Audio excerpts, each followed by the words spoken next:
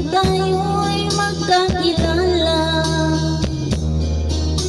Martes nang tayo'y muling nagkita. Nakulis ng tapat ng iyong pag-ibig. Hoy bis, ay inibig din kita. Biyernes ay puno ng pagmamahala. Mga puso'y natin ay sadyang nag-aawitan. Sabado, tayo'y bigla nagkatampuhan at pagsapit ng